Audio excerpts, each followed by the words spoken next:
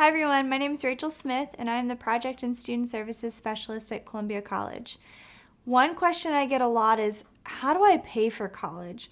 So we have some steps and some tips to help you figure that out. The first step in figuring out how do you pay for college is to figure out how much it costs. This includes the tuition, any fees the school might have, books, and really any other expenses that might go along with that.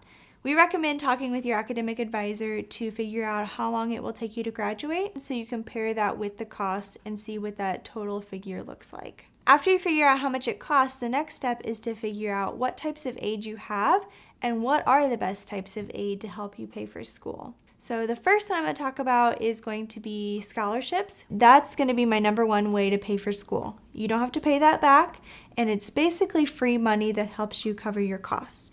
The second is going to be grants, and a lot of times we hear about federal grants, things like the Pell Grant or the Supplemental Education Opportunity Grant. Sometimes it's called SEOG. These are also going to be funds that you don't have to pay back. When you fill out your FAFSA, they look and see if you're eligible for those, and if you are, then there are definitely going to be ways to help you fund your education. The next area is going to be student loans. We believe that student loans aren't bad.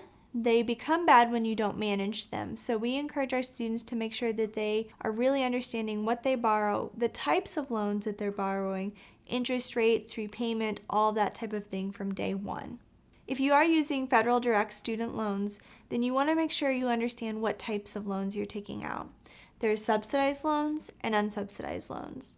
Subsidized loans are considered need-based, and so not everyone will qualify, but if you do, they are the better of the two options. The benefit of the subsidized loan is the government pays the interest while you're in school, so you're not accruing that interest while you're attending class. Unsubsidized loans start accruing interest from the day they're dispersed. The other way to think about it is the day they pay for your tuition is the day that they start accruing interest. Another type of student loan are what we call alternative or private loans.